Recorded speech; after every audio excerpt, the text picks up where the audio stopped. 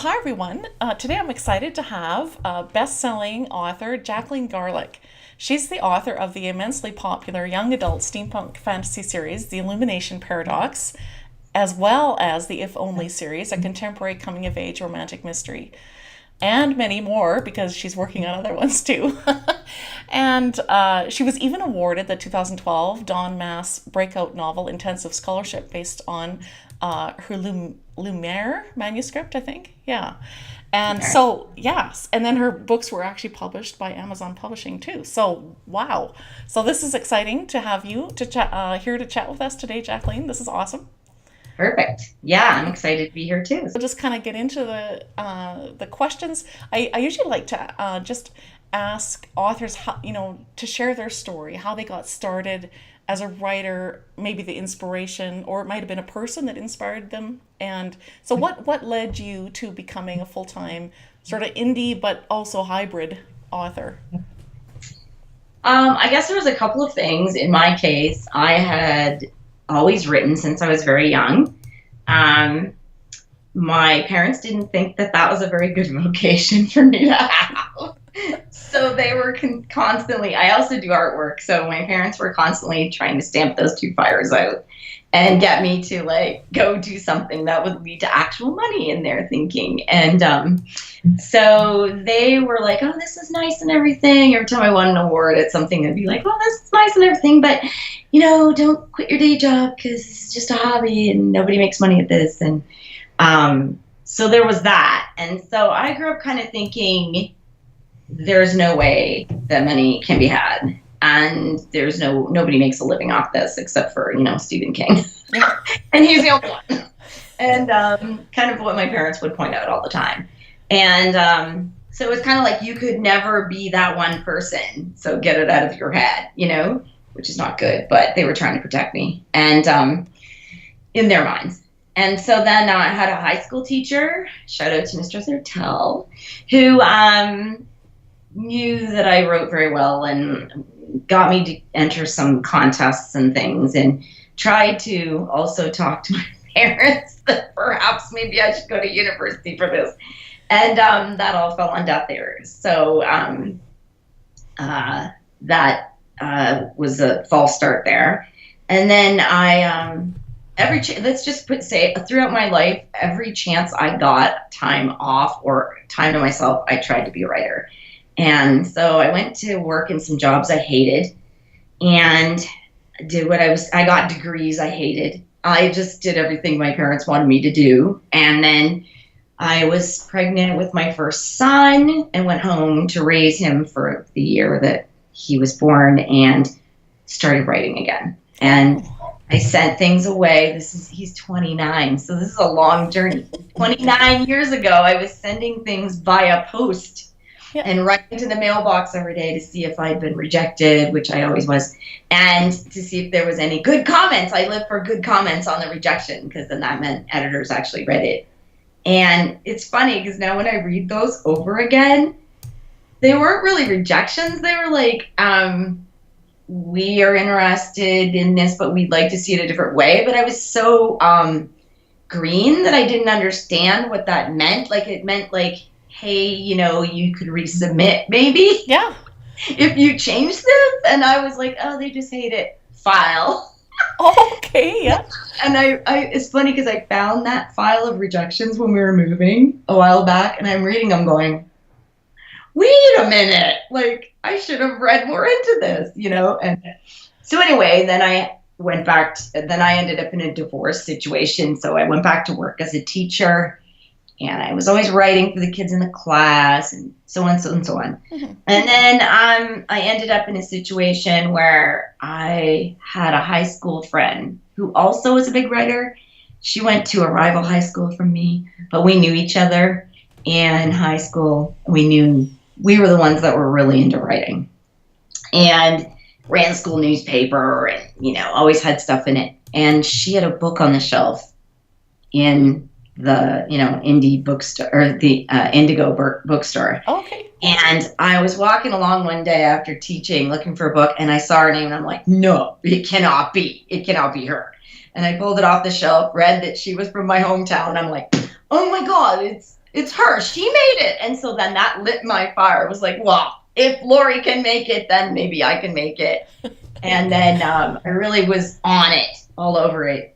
And then I ended up getting sick at work. I was put in a portable full of black toxic mold that was also built over uncapped oil wells in an old oil town here. Oh, wow.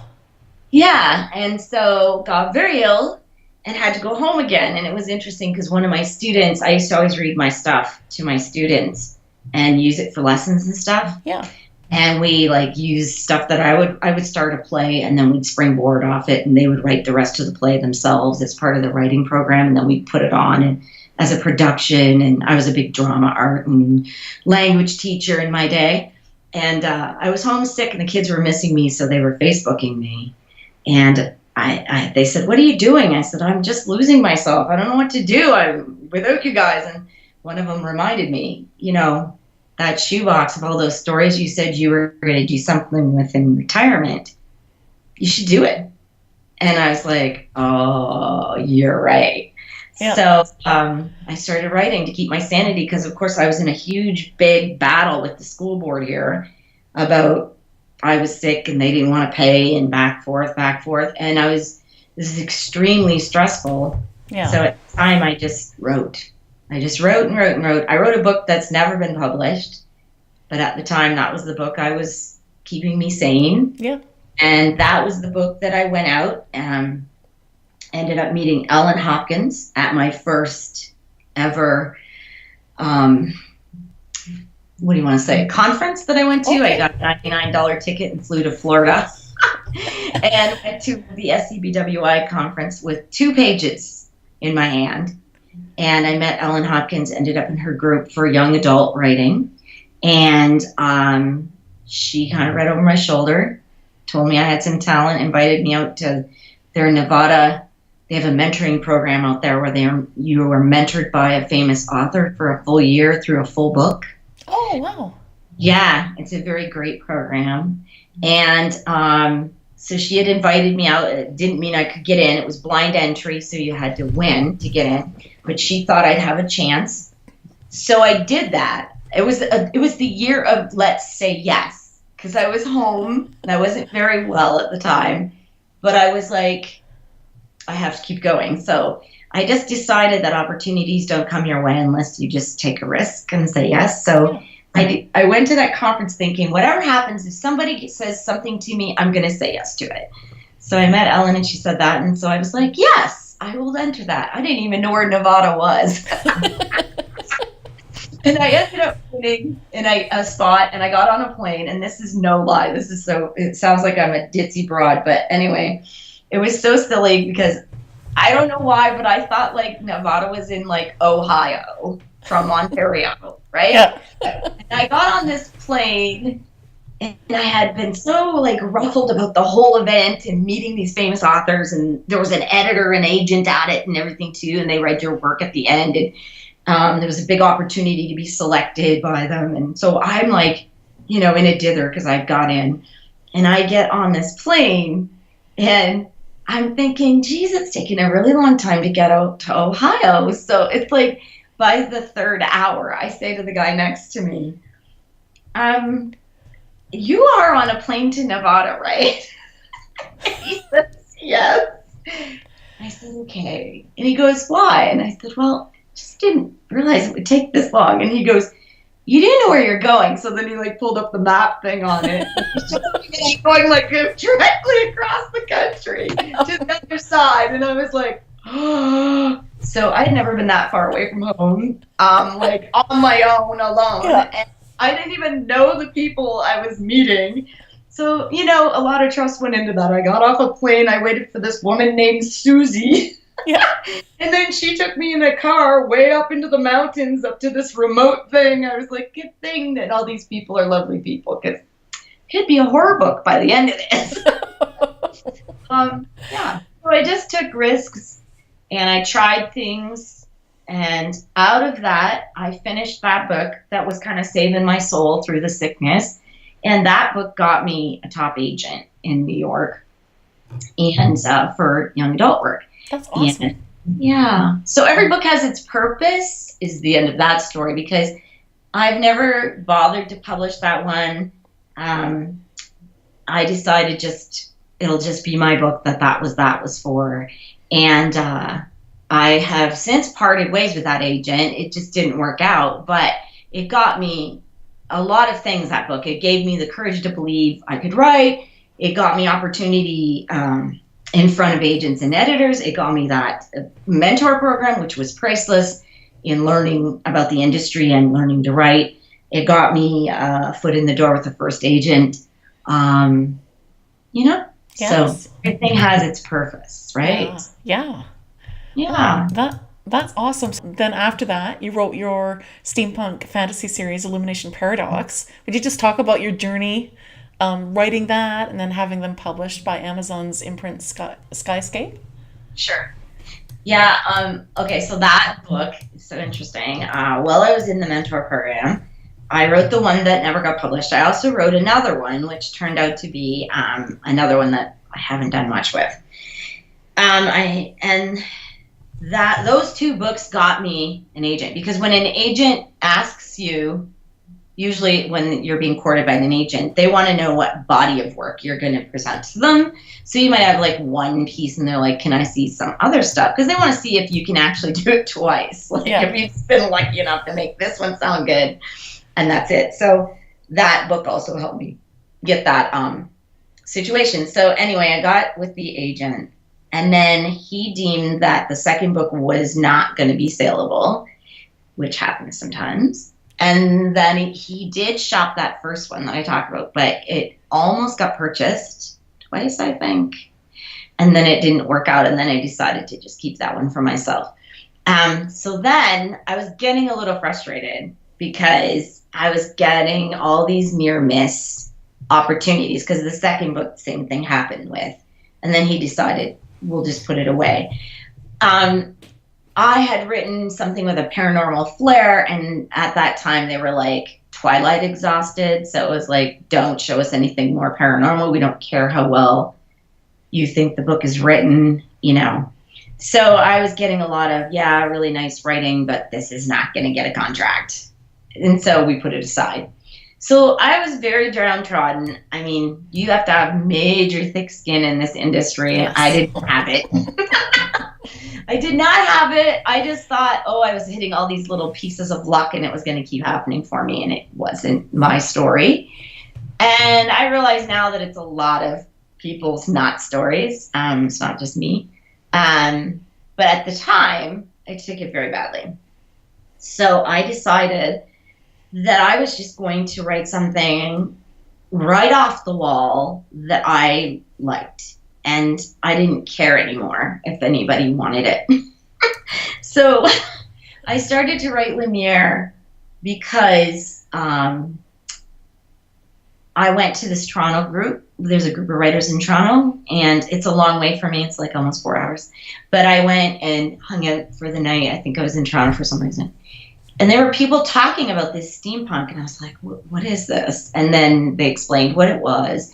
And I've always been a major, major fan of the Victorian era and collected antiques and love everything about it. And I was like, ooh, this is interesting. And then my dad owned a tool and die shop. So I grew up around grease and machines and, motors and gears and blah and blah. And so I remember the girl talking was saying something about she was maybe going to get a contract to write a series, but she wasn't sure she could do the machinery part. And I was thinking, boy, I've got that down. I can run a lathe. I'm good on this, And so I decided to just swing it. And my father and I were super close, and he had passed a couple years before. So that book for me became revisiting my dad. Oh, okay. And it was just joyful, right? It was just a lot of my father's also English, background, British. So a lot of his crazy old British sayings are in it. Ehrlich, the guy in the thing, pours his tea by pulling the teapot up in the air and down and up and down and up and down, making the waterfall go up and down and make a noise. My dad did that every morning of his life, and my mom used to yell at him. she used to yell at him to stop, right? And he would see how high he could get it and then drop it into the cup. And just silly things, right? Like silly, funny family things went into that book. And so, yeah, that was so much fun. And I think that's key, because as everything was falling apart and I felt destroyed and I felt like I was watching friends and critique partners get 6-figure, 7-figure deals and get on their way. And it was like the shoe just wouldn't drop for me. And we had, some of us had the same agent, and it just wasn't working for whatever reason for me. And so I got in quite a hole, and that book just put the joy back in it. Like, why am I doing any of this again? Well, this is why. Yeah. So, and then it turned out that my agent loved the book, and he was like, this is it. This is the one. This is so good. Don Moss loved the book. I got all these affirmations, from the universe, because I tried out for Don Moss's Breakout Novel Intensive week-long course, and they give away a scholarship to that every year. And I won it with the first 50 pages. That's so great. Yeah. And so I was shocked, which means I got to go for free, and it's a very expensive course, which was amazing. So when I got there, the double treat for that was that Don, you have a private meeting with Don at those for 30 minutes. And he personally loved the book so much that he couldn't wait to talk to me. And essentially, he at the time had a junior agent at his place that he thought might work out well to carry the book and sell the book and represent me. And so he had a little talk with me about whether or not I liked my agent. And so that was exciting, because I was like, oh my gosh, he's actually trying to maybe steal me away. This is interesting. So that was all flattering. And I was like, okay, this book's got to be it. And my agent took it out, and we had a lot of interest. And it's like, I don't know, I have this good luck, bad luck thing going. It's kind of like my dad with the teapot, Yeah. And because as soon as we had really good feedback coming back, Borders closed. So I'm on submission and Borders closed, and basically the industry went, right? Yeah. They're like, half our real estate for selling books just went away. So all of their editors were basically told, hang on, don't give out a lot of contracts, don't take anything that's a risk. Essentially, it was like romance always sells, buy a romance book for YA. And I just fell through the cracks because, of course, mine is a sci-fi and fantasy mix, adventure romance. So it's like, oh, that doesn't just go on an easy shelf, right? And so although these editors were writing me great letters, they were all apologizing to send it back because they really just, marketing said no. So I held out hope. I think Borders closed on the Monday, or it might have been the Friday. We had gone out on the Wednesday, got a whole bunch of feedback, great by Friday. By the following Wednesday, everything had been returned and all hope was lost. Oh. And so on the weekend I was like, oh my gosh. There was actually scouts from Hollywood reading the book, and I was like, what? Oh my God. And I thought, oh my goodness, this is really going to hit. And it hit all right. It hit the floor in front of my feet. Oh. So, so it wasn't too much fun. And I had spent 2 years writing that. I had worked with a story development coach. And so my agent just said, well, what we have to do? We have to dust ourselves off, pick ourselves up, and write something new. And I was like, no. This is going to be book 4. And I was like, no. Because I like this world, and I love these characters, and I love this story, and I believe in this story, and I think it can sell. I think, it's just no. So what happened was we had a conversation like that, and he said, well, you can always self-pub it and then write something else, to sell traditionally. And I was like, you know what? You're right. And that's what I'm going to do. So I just went off on my own and self-pubbed it. And then about, I think it was a year into it, was just maybe just short of a year. It was hilarious because we had just parted because it became more difficult for us because I was so busy with if you self-pub at all, your life becomes a major, everything is about self-pub. Yeah. And I wasn't writing anything for him to send to traditional. So that was tough. I was in a new world. I couldn't balance it. And so we amicably parted ways. And right after that, he got a call from editor at Skyscape, Amazon imprint, who said she wanted the book. And he was like, well, I'm not her agent anymore, but here's her number. So, yeah, I did the deal. Yeah. Oh, wow. That's awesome. So, yeah. So that's how that went. And, it's not easy. And anybody out there who's trying to find your way, I just would say there's a bunch of different ways to get to the end result. But it's hard to stay up and happy and believing in yourself in the in-between. So, maybe that'll inspire somebody to stay the course. I don't know. Yes. Oh, totally. Yeah, that's quite a story. I am much better now because you have to be as a self-pubber, that. But at first I crumbled on every little thing that went wrong. I just wasn't ready. I was just devastated by every little step. And now I'm just like, meh. Oh, well, keep going. Yeah. Well, because it is when you're self-publishing, like, so you're writing and then publishing it yourself, it's a bit of a learning curve, right? Well, I'm still learning. I would say I'm still not mastering a lot of stuff that you need to master. I would say as a self-pubber, I have the writing side down. I'm passionately all about that, and I'm very good at plotting, and I know my stuff from taking many, many courses. What's interesting is I went out the door and decided, whatever it was 2007 or 8 that I started this little adventure.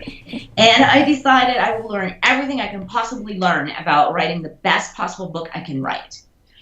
And then I fell into self-pub, and it's like, where are the courses and the conferences to go to learn everything you can possibly learn about selling the book? Yeah. And they're not there.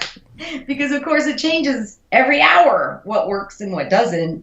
And it's a constant hamster wheel, I feel like, that, I have not yet. I would not say I have mastered. I have had some success, but I would not say, I'm not one of those people who can sit here and go, oh, yeah, I'm making so much money. It's crazy. And, there's lots of them out there in self-pub that are just, making a solid 6 figures, no prob. And I feel like those people had marketing or online backgrounds before they went into writing, because there's so much to learn on that end that I just still haven't. I would not say that's my strong point. Yeah. That's great that you are just, sort of kept going even with obstacles. Or it seems like you're more solution orientated, and that's awesome, right? Yeah, now I'm still looking for that one conference that's going to teach me everything about marketing, but there's different places to look, and I have gone there, and I have, I'm willing to learn what anybody will teach me, and I think that's really important as a self-pub. If you're not willing to, try new things and, really become a part of a community and have discussions and see what works and what doesn't, then you're going to be very upset in self-pub. It's, made a little easier because there's podcasts, there's few people have done courses like Mark Dawson's on, Facebook advertising, and you got to look for those kinds of things and you study it. And then you also have to realize, though, that it comes and goes, because at one point, the Mark Dawson Facebook stuff was, people were just killing it. And now it's slowed way down. When everybody jumps on the bandwagon and they're all doing it the same way, that's true. It's not fresh and new. So then the consumer's like, meh, I've seen that, whatever. Yeah. Self-pub's a lot about being original. Yeah. Really. Yeah.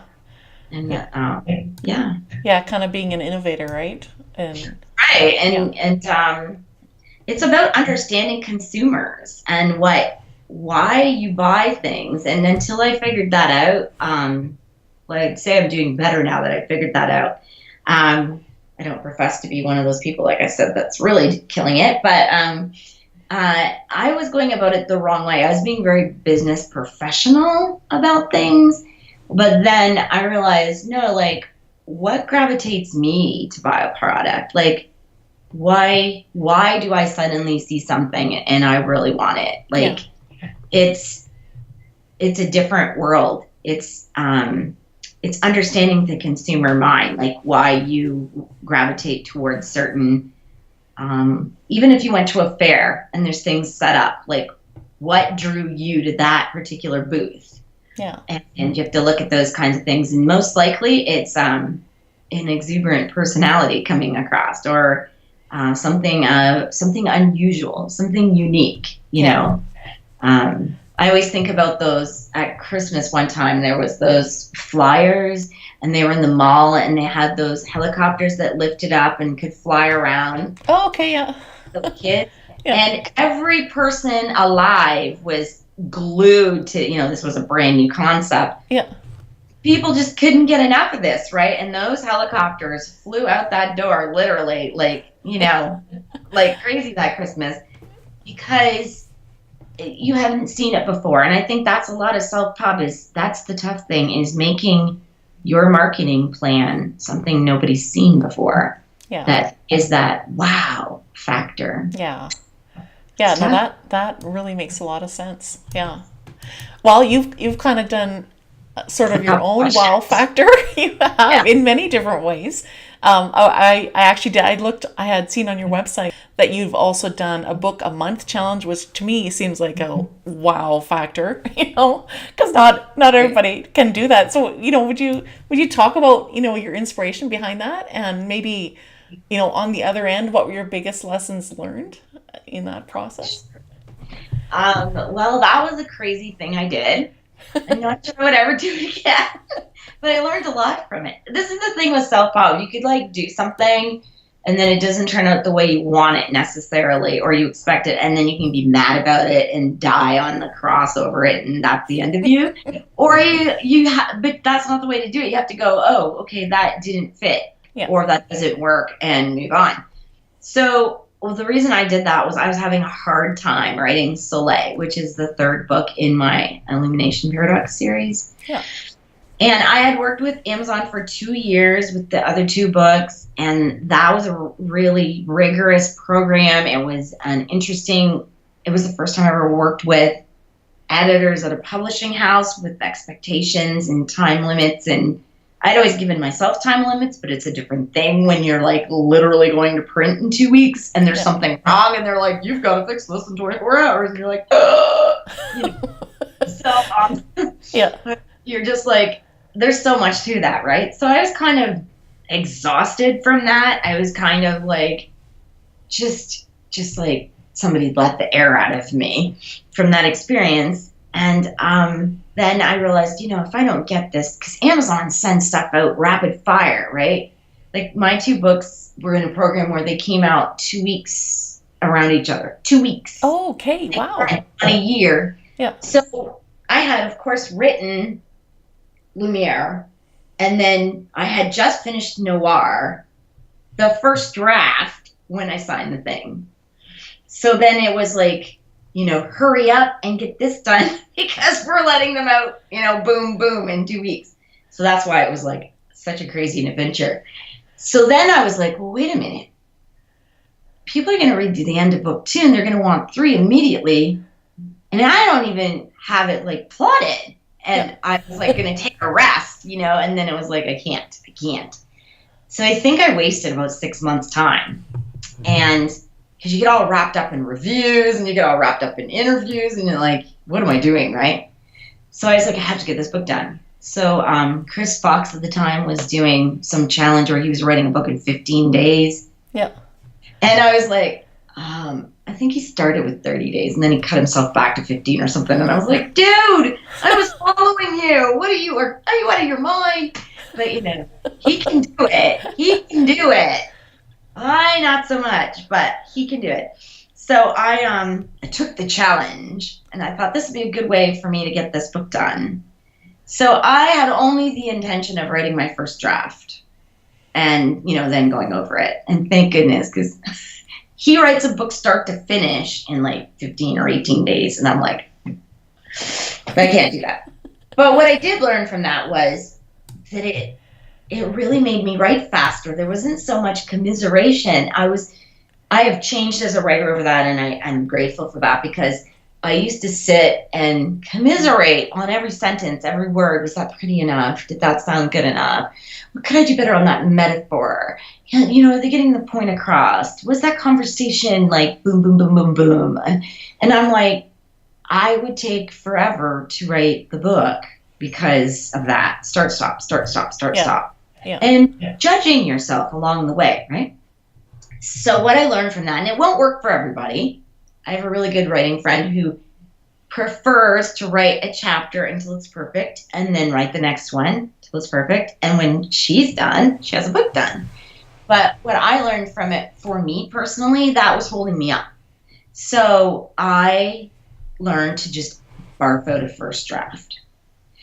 And what it did was it just let everything become more creative, because I was not looking at those sentences. I was in the moment, on the adventure with Islet and Ehrlich, on that flying bike, in that forest, with the trouble behind me, and I was just as fast as I could, and the bad guys were coming, and oh my gosh, we run into this, we run into that, and it was so much fun. Oh, because that's awesome. Every day I was in this room and I was, in their world, and I was running along with them, and all these crazy things were happening, and I just went with it.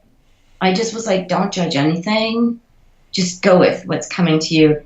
And of course I like to plot. So I had a very big plot figured out, but I never make plotting right down to the line. I make it to the major events that should happen in sequence, of course, with my clock idea. But I don't overplot so that I can still be creative. But it was super great. Oh, my books are did you hear that? Yeah. They're talking to us. They're jumping off the shelf. So anyways, that was really great because it freed me up. And I did do that draft in 30 days. Yeah.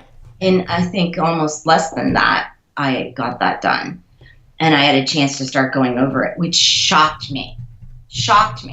And then it also improved my word count writing, because I was starting and stopping so much. I would maybe struggle through 500 to 700 words a day. And then I'd get really upset if there was only 300 words on the page, or if I only did 5 pages in a day. And then I realized that I was hitting easily 2,000, 2,500 words a day. Wow. And I thought, oh, this is crazy when you just let it happen, because you can always fix it, and you are going to fix it. Yeah. So now what happens is I write a draft really fast, maybe 30 days, and then I spend probably about 120 to 160 days fixing it or going over it again. But it's good because I was spending all this time on those first drafts and not using a word of it. I don't know if you're like me, but when I go in again to write, I'm like, whoa, what was I thinking? That is not good at all. That scene is not, I get the scene is cool, but those words, oh Lord.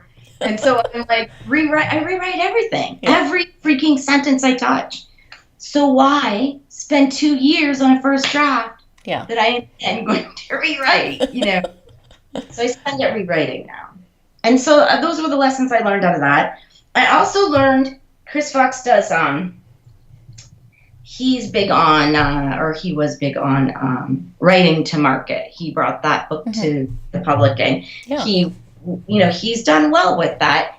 And I guess I'm grateful that I also had that experience, because I tried to explore that to see if I was that kind of writer, and I've discovered that I am not.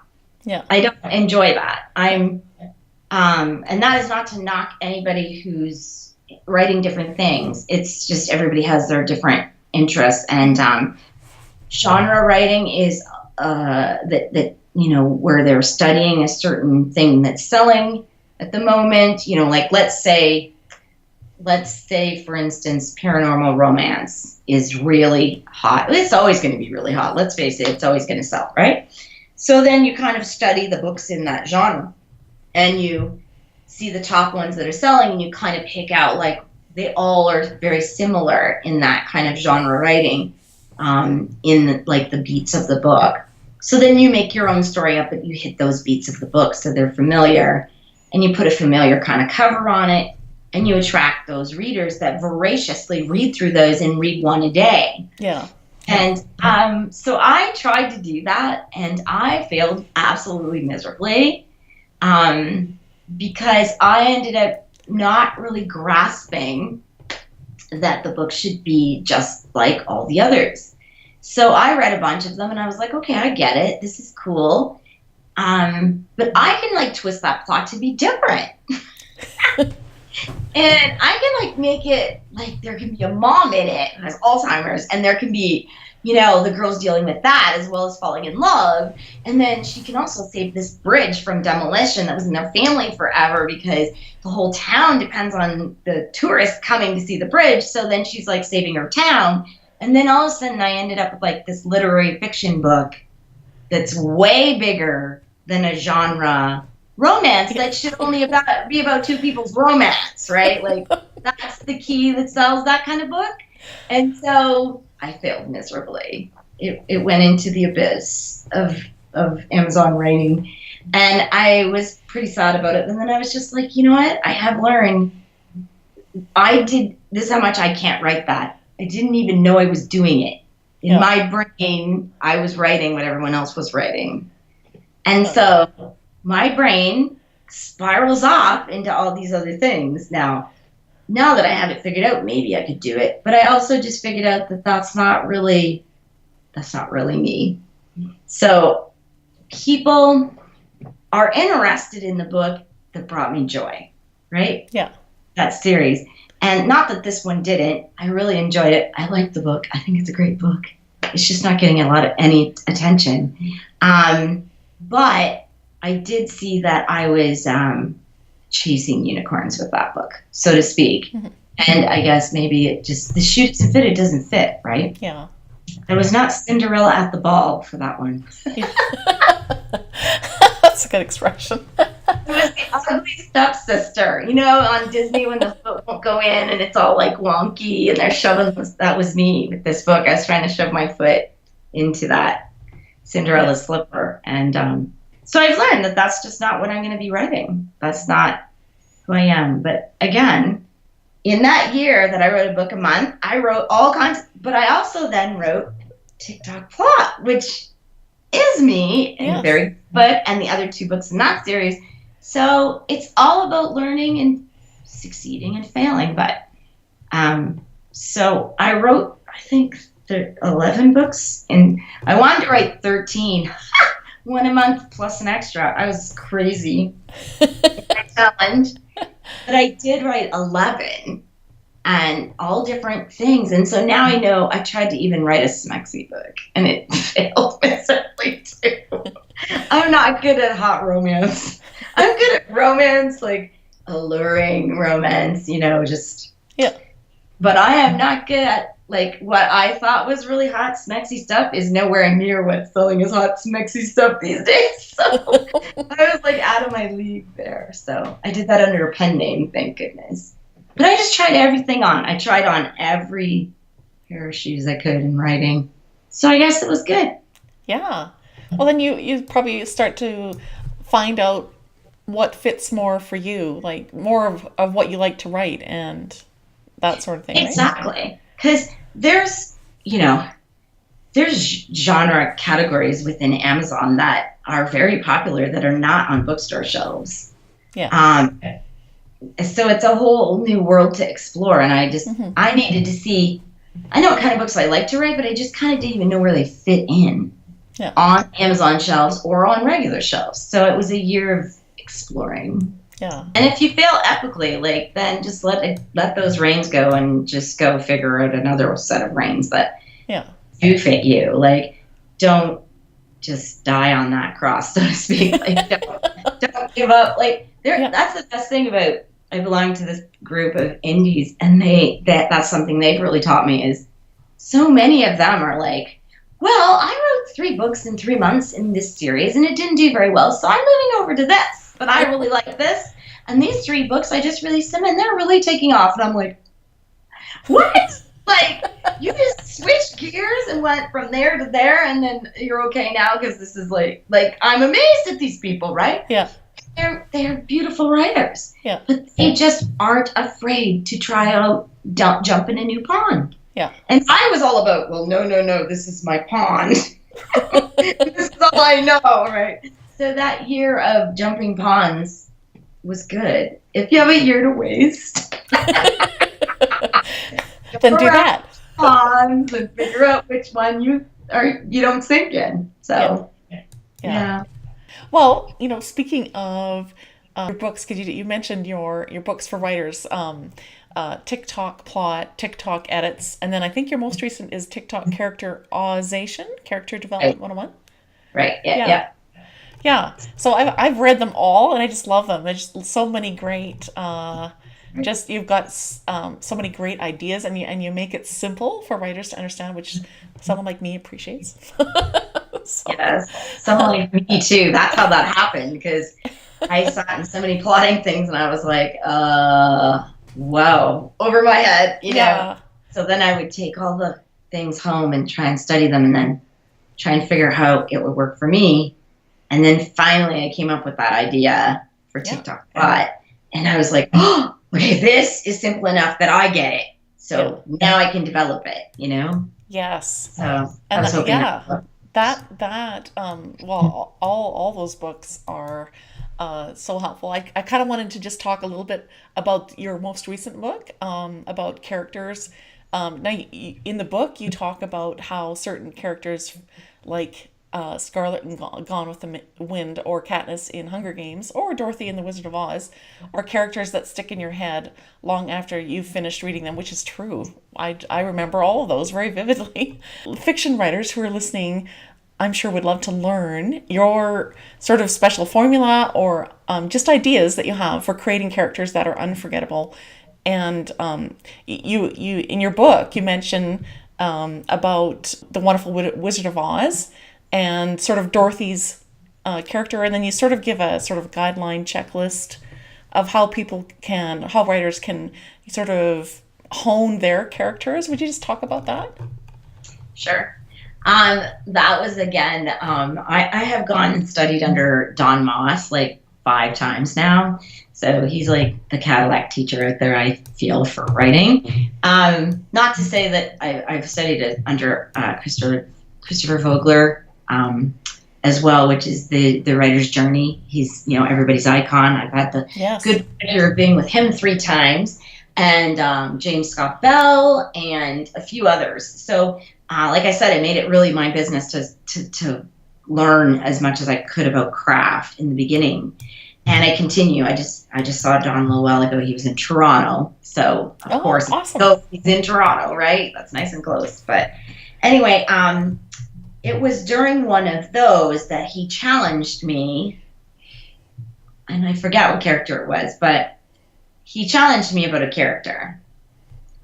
And essentially, I was writing this like very snappy, in your face, very voicey, very great character.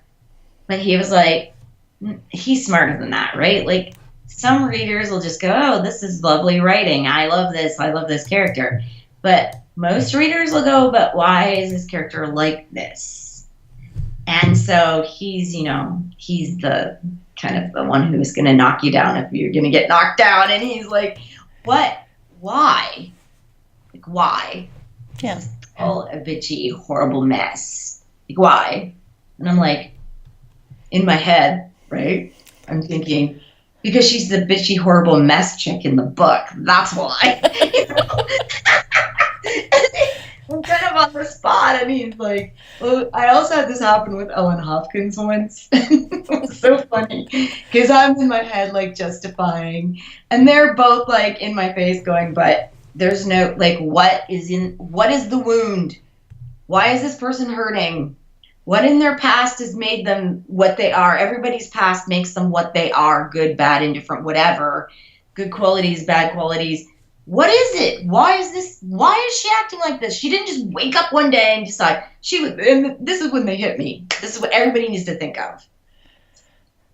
One day there was a little baby born, and they were sweet and lovely and coochie coo, and mommy loves them, and they grow up and they're this sweet little toddler, and then there's a sweet little girl that shows up on your, porch with Girl Guide cookies, and they're just wonderful.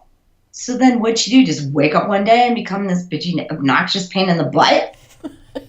Yeah.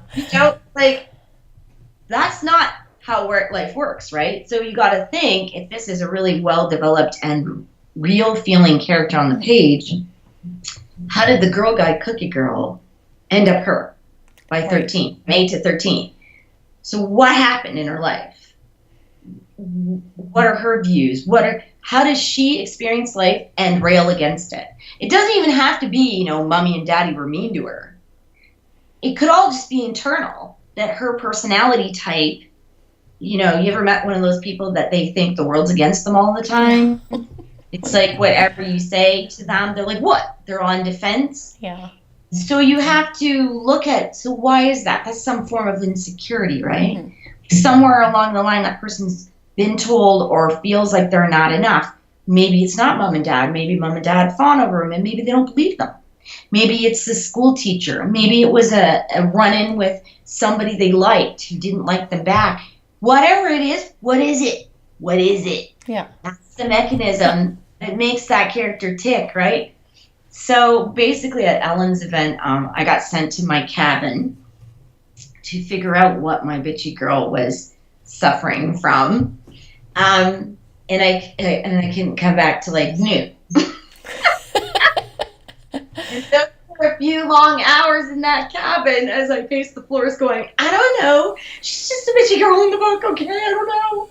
And then I had to figure it out. And I mean, Ellen forced me to and I came back with several solutions. It was funny. And she would go, well, okay, but why? Why? Why is her psyche like this? Why is she acting this way? Come on. And I would have to go back and, think some more. And then Dawn hit me with it. And I guess I did this twice in my career. I created these really in-your-face great characters, but no, they're not, as Dawn says, they're not standing on a foundation, right? So they're floating, and you could easily knock that character down because they're not. What are they standing on? Yeah. What is the base for their anger or their upset or their kindness? Okay, the worst book you can read in the world, I'm convinced, is a character that's super, super awesome, happy. Do you know Pollyanna? You remember that old show? So it's like totally Pollyanna, and there's no base for it. Come on, nobody has that many great days. Remember Pollyanna fell out of the tree, became paralyzed, but was still everybody's sunshine. Yeah. So she never even had a beat or a moment of being upset about being paralyzed. It was all just, it's okay, I'm still perfect and happy.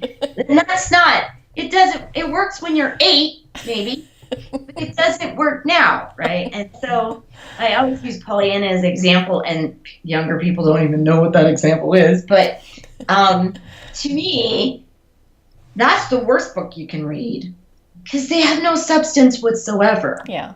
Because real people have good and bad days. I have a best friend who's kind of a Pollyanna in real life. And my dad used to say you could serve her a dog poo sandwich and she'd ask you for seconds. She's lovely. And it's true. She's like that. And but there's more to her. I've known her for 35 years. And she comes up sunshine all the time. But then it cracks me up when she has a moment and she'll almost swear or something. Oh, no, the day is at its end. When she almost, she'll use some funny cuss word. She'll say something like, I just want to kick the shite out of him right now. That's as bad as she gets, right? That is beautiful because that's well-rounded. Yeah. If you had a great character in the book that's real Pollyanna and then has that moment where they just are like, I'm going to kick the shite out of you. I'm done.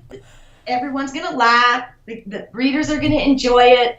They're going to be on her side because they're just like, oh my gosh, she's so nice all the time. And then he did that, Yeah. I don't blame her for saying shite, And that's how you draw readers in, by making real life characters. And like you said, like I just said, rather, they can be from one extreme to the other. Yeah. She can be the sweetest thing in the world, but you can still develop her. And she can also be the nasty, bitchy girl, but then we still have to feel bad for her.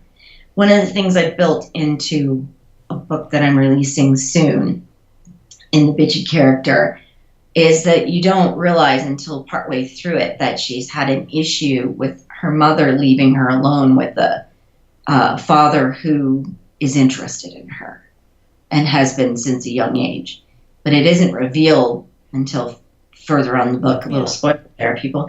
But that makes her and her obnoxious, horrible behavior, you have a moment in the book where you're like, oh, yeah, I get it now. Mm-hmm. And you need that. And you hopefully will feel a small bit of sympathy for her, even though she's rotten. Because nobody's completely rotten, except for me, Charles Manson. I don't know if he has enough side. Yeah. Yeah. No, that's great. Yeah, because in stories, like in real life, the wounds do affect people, right? And it just comes out in different ways. Totally shapes who you are and how you face the world, right? If you're constantly told you're not smart, I was a teacher for 16 years. Mm-hmm. I'm convinced if you tell kids they can do it, they can do it. It doesn't matter their operating level, Yeah. And if you tell kids they're not worth it or they're not smart, they will, by grade 3 and 4, they're caving in on themselves and they're not smart. Yeah. My son plays volleyball, high school, so 16, 17, 18-year-olds. Their team's struggling, okay? We're just going to put it that way. So the other day at the game, it's just a good example, their coach is very silent on the bench. And they're just out there just flogging it and just having the worst game of their life, and it's not working out, right? And suddenly they got ahead by 1 point. And they're turned around and they're all like, oh my gosh, we're ahead. They've just lost like 3 games in a row. So then using my old, because I used to coach teams too, I was like, okay, these boys need help right now. If they're going to pull this off, they need help. So as soon as somebody, I was like, okay, guys, we got this, like again. And as soon as they hit a ball, I was like, yes, all right, oh yes, good hit, and I'm on the side, just everything they did, even if they flubbed it, it was a positive, yeah, all right. It was so funny, the grins on their faces, they were hitting that ball like they never had before, they were making plays, they were diving, and, they ended up winning this game, and by a hair, but, I was just like, there's the difference right there in the world. Yeah. If you're told you're not enough, you're not enough. If you're the worst player in the world or the worst speller in the world, but somebody believes in you, it can happen, right? And so the same thing, the best books and stories are that. I always think of, and I'm going to forget the name of it, and maybe you can help me out, but the story, it was a true life story, and Will Smith and his son were in that movie where the guy has nothing. And The Pursuit of Happiness. Pursuit of Happiness. Yeah. Perfect example of that man couldn't have got any more stops in his face. Yeah. Somewhere along the line in his past, somebody made him believe he was a winner. Right. Yeah. And he wouldn't quit, right? And there's many, many stories like that. Like Cinderella Man is another great story. Yes. And he's got nothing, but he believes in his one talent is going to bring them everything. And there's a lot, and those stories are, you don't forget them for that reason. So for me, when I was alone in the hotel room that night and I had to come up with a character fix. And I started thinking about the characters that you don't forget like that and why you don't forget them. Cinderella Man, Katniss, you can't forget. Katniss fights her way out of literal death. Yeah. A death ring. Scarlett OHara for her time era, to be that sure of herself, to be that dedicated to the land that would have been inherited by a male child. Yeah. The women didn't even count. For her to be, that ferocious to get where she was going. Those are all strengths within them. And she certainly had her flaws. Yeah.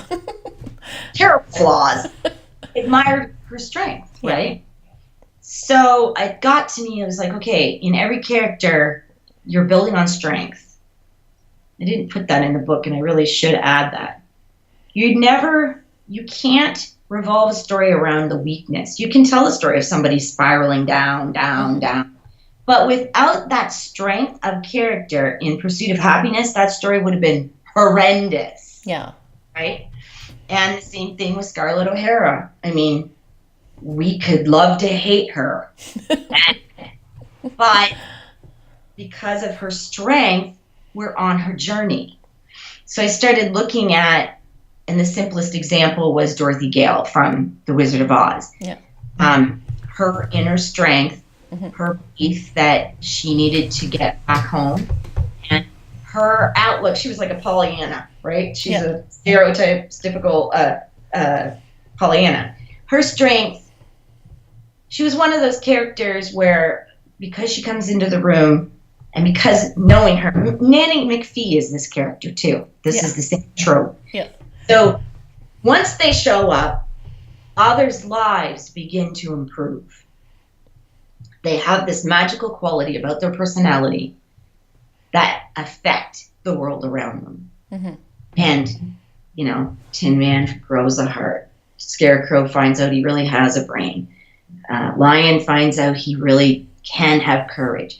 And those are all because of the association with Dorothy, who has to believe in her self-worth as an orphan, right, and believe that home, there is no place like home, even though I'm living with an aunt and uncle who are strict and I maybe don't feel like I belong. Guess what? There really is no place like home. I am loved. I am enough on my own. Look at what I've done for all these other people. I'm enough. Yeah. Right? The base of any story, I think, is I am enough. When you look at almost any story across the board, it's a discovery, a journey of I am enough. And so when I got looking at those characters embody characters within every story. Yeah. So, somebody either doesn't have a heart in the beginning of the story, or too much heart, and they have to learn to draw back and not be a doormat. Yeah. Or they have to learn to break down barriers. Maybe they were an abused child. Maybe they were in the war. Maybe they saw Afghanistan. Maybe, they've put up a wall for some reason. Great example of that in a movie, literally played out in your face symbolically, is I Am Sam. Oh, and he is behind the wall of origami birds that he's been making through the whole movie, if you notice. Yes. And she comes in and he has given up and he can never have his daughter. And the lawyer, he's got one hole left. So he's viewing the world through one last possible chance. Right? Oh, wow, yes. He's looking out and he's withdrawn and he's not enough. And the lawyer flips out and says, I'm not going to let you give up. And what does she do? She literally kicks down the wall. She breaks down the wall between him and the world. He feels he's not enough. And then they go on to court. And that was the symbolic movement of him breaking through that wall to be enough to be awarded his child. And if you note in that movie all the way along, he's always making origami birds. Mm-hmm. They are a symbol of hope in that movie. When hope is big for him, The Origami Birds are huge. And he's sitting in the court when he's losing his daughter. The origami bird is getting smaller and smaller and smaller. Oh, okay, yeah, right, yeah. So, and then the whole wall being made out of origami was the hope. And he had that much left. Mm-hmm. And then she knocked it down and gave it back, right? So there's these great things you can do with literature to explore that, to use those kinds of symbols within your book, and it all comes out of character. How is your character not enough? Yeah. How are they viewing themselves as not enough? And then take that and run with it and see if they're a person who's giving out too much and becoming a doormat, and they need to find their strength and stand up for themselves. Are they a character that conversely has a wall, like I Am Sam? Are they a character that has no courage? Are they the character that has too much courage, goes running into the fire and, is untouchable because of it? Are they the character who has all the brains but can't connect emotionally? Or are they the character who appears to have no brains? And they have their journeys to learn that they do. Yeah. How are they not enough, right? Yeah. And so all of those character types that I go over in the book, the basis of that is looking at your characters, designing them. How are they not enough? The ones that are not enough the most are the very most interesting, right? The journey that's unique is the most interesting. I Am Sam is a beautiful movie. If you haven't watched it, watch it and look for those things. A beautiful, unique character in a situation you wouldn't expect, and the whole movie is very well put together on those principles. And if you look for it, there's a lion and a tin man and a Dorothy and a wizard in that movie. You can pick them out. There's every one of those characters. I find now when I read or watch movies, I see them in the books. I'm like, oh, that's the Dorothy character. Oh, there's the lion character. And I feel that's the components that go together to make strong books. Yeah, that's really powerful. Yeah. If you don't explore that, you end up with very surface characters, like we were talking about. You don't want to read about a Pollyanna that just absolutely everything's coming up roses all the time. And then I've visited books like that, and maybe you have too, where then one terrible thing happens, and it blindsides the reader. It's so shocking, and it's almost unbelievable because this person has been perfect to now, and this thing happens to them. You're not sure you have empathy for them. You're not sure because you don't know them. Yeah. It's like the neighbor you've never met, right? Yeah. And so you want to be inside them. You want to be on that emotional journey of how they're not enough. Yeah. Yeah, no, that's really good. You kind of mention alongside of, creating these great characters, you also talk about examples of, tropes that really, really connect with readers. Just so that maybe writers that are listening would sort of understand that, how that works with tropes. And Well, that was a discovery of my year of writing too, which is interesting. So I was always told, you go to a lot of these bigger conferences with high literary writers, and they're like, tropes are bad. You must be original. Every thought you have on the page must be something no one has ever talked about before, and editors will say, I want the new next thing. And you're like, the new next biggest thing. And you're just like, whatever that is. They don't know until they get it on their desk. Like, seriously, I'm going to go home and write the new next biggest thing, and I have no idea what that is. So I get what they're saying. They're looking for that originality. But what they're really saying is, bring me something new that's already been done. Because everything that's been done, people are familiar with, they latch onto. Yeah. And they like it again and again and again. But they like it in a new package with a new bow. Yeah. Don't give them the same old package. So tropes were bad, but they're not. The problem is if you use cliche tropes, then that can make bad writing.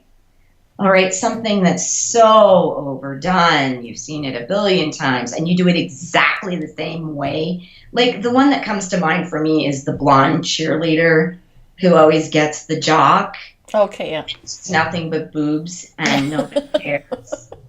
Like, now you can do the blonde cheerleader with the boobs that gets the jocks, but make her different, make her original. Do the stuff we just were talking about. How is she not enough? What's her journey? Explore that, and then you may get something interesting going on. Mm-hmm. But if you are just going to do a Pollyanna surface character like the neighbor you never met and make her blonde with boobs and a cheerleader and getting the guy, she shouldn't even be in your book. Why is she taking up page space? Yeah. Like, why? Why is she there? Just because you need somebody on his arm? Yeah. You know, like, that's the kind of thing that editors are really saying they don't want. But they're saying it, you know, don't bring me tropes. So what I discovered was tropes are extremely important and very useful. And that is, like, the whole Wizard of Oz things, Dorothy's tropes, you know, are perfect. And we can't get enough stories of a motherless child. Mm-hmm. Orphan stories, we're all over them. Yeah. Harry Potter, orphan, living under the stairs. I used to do this in my grade 8 class. You know, I went across the board. So it was like Twilight, Harry Potter, and Wizard of Oz. So what do they got in common? Why do they all are big, classic, memorable things? Okay, orphan, living under the stairs with aunt and uncle who don't really like him, Harry Potter. Orphan, living on a farm, displaced with very strict aunt and uncle, Auntie Dorothy. Now, the Twilight girl, whose name's going to escape me right now, Bella, is not an orphan, but she's the modern orphan. She is divorced parents, estranged dad, hasn't been with them, yes. You know, and so she's going to spend time with this stranger who may or may not like her. He does. He ends up to be a wonderful father, but, you know, the unknown. So she's kind of the fish out of water, the orphan kind of child. That book kind of kills me, too, because then the mom, like, the kid is like Pollyanna, because she's like, I'm doing this all so my mother can have a break and be with her new boyfriend. Yeah, my teenage kids would never have done that when I was single. Thank you very much. But anyway, so she has a little bit of that edge. But anyway, in all 3 books that happens. We can't get enough of that trope. If you think about what was Shirley Temple's career, every Saturday morning we watched every one of those movies growing up because she was an orphan. That's right. The little orphan with the ringlets who could tap dance, and we all wanted to be her. Yeah. And she had no food and no clothing, and, you know, but for some reason we wanted to be her, right? She was always the orphan child. She sometimes had a daddy, but the mummy was always dead. You know, this is a trope that we are drawn to. A child in jeopardy. To this day, it sells everything, right? The same thing with the trope of, I think this is funny because I caught myself the other day watching this. So we can't get enough of the trope of the down and out cop who's a drunk, or the down and out lawyer who's a drunk, whose career is shattered, and somebody comes knocking on the door and says, you have this really tough case, you gotta come back. You know, only you can solve it. And so they have to clean themselves up, and they have to stop drinking, and they have to solve the case. And we can't not watch that, right? And I was thinking, there's a really great one. It's called Goliath with Billy Bob Thornton right now. And he's like the drunken lawyer, and she comes fishing. This smart-mouthed chick comes fishing him out of his office and helps him out. She's the sidekick, and away they go. And he has to keep trying to not fall off the wagon. And I'm like, oh my gosh, I'm watching it again, you know? But a good way to show a twist on that is, if I'm using movies only because they're a little easier to embody quickly, Luther. If you watch the show Luther, that's Netflix right now, he is that. Only he's not a drunk. The switch there is that he has an anger management problem. Okay. So basically they took out drunk, inserted anger management, and so he has to fight, like, to keep his temper under control all the time. Mm-hmm. So, and he's always getting taken off the case. You're out, you lost your temper, you're out, then we need you, Luther, you're the only one. And then, of course, the girl that helps him out, she is a little strange on her own, right? I'm not even sure what her diagnosis is, but she's like a sociopath or something, right? So that's a twist because she's the sociopath instead of another officer that keeps him straight. And she's also not even in the police force.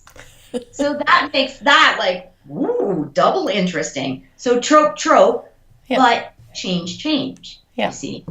And then we just can't get enough, right? I mean, we've been watching this since, 1970, all those cop shows that were so big, way back, they're all the same. Get smart. Go back to Get Smart. Bumbling idiot. That's another trope. Bumbling idiot cop or whatever. And then you can move all the way up to Miss Congeniality, right? There it is again. And then you can move up to The Heat. There it is again. Yeah. And we keep watching it. And they keep making money. Yeah. So Hollywood had it figured out long before book writers, or book writers maybe don't talk about it as much. But finding those tropes, exploring why books sell to specific groups of people, and then, like Luther, putting a new twist on it makes your product golden. Yeah. So that's how you need to think when you're plotting too, but not to the detriment of creativity. Yeah. Like, still don't be so in, because those become packaged books. Mm-hmm. Packaged books are like, okay, we know a bunch of women are going to read this because they're all into this, so we're going to make a book about this. Like if they made a book about 5 women who met over Pinterest or something. Yeah. This is going to be a major seller, but then it would probably fall flat because there's no substance there. There's no who's not enough. Yeah. Right? Yeah. Boy, I'm going to have to go back and listen to watch some movies just to, really analyze what the tropes are. Start analyzing it. You're like, wow, look at that thread. Look at that thread. So, well, that's super helpful. Would you just talk to maybe new fiction writers who are listening? What would be your top 3 pieces of advice for those who are, kind of getting into self-publishing and they want to write great fiction and sort of unsure of their way? What would be your, top 3 pieces of advice for new writers? Number 1 is you're only as good as your editor. You can write the best book out there, and if you hire the wrong person to copy, edit, and proofread, and you put it out, you're going to get attacked by the masses with 1 stars, and the best story in the world won't be read. Early on, I made the mistake of hiring someone on a very high recommendation, and I totally trusted it because this person said they were an editor. And to me, that meant they edited. But there's different quality of editing out there. There's steps to it. So my advice is I let that book out and I got attacked right away. I quickly drew the book back. I took a look at it myself. I was astounded, and I paid a lot of money to have it re-edited and put back up. Yeah. Or I just killed that book. But anyway, my advice is if an editor will not do a 10 or 20 page pass to show you their talent first, do not hire them. Yeah. That should be free and it should be understood, and really give it a good go over when you get it back and make sure. And then you don't have to say, well, they missed some, I'm not hiring them. You have discussion, a lot of discussion. Talk about it. Editors want to do a good job. Yeah. You need that dialogue. So that's number 1. Number 2, I would say, decide on what kind of writer you want to be. Yeah. Because that determines your avenue. I mean, I've realized over my year of crazy writing that there are some projects that I absolutely don't think will sell in self-pub because the audience is not there yet strong enough. Yeah. To buy. So those people are still going to bookstores. Those people are still going, that readership is still looking to try books. So I know that I am split down the middle, and I always will be.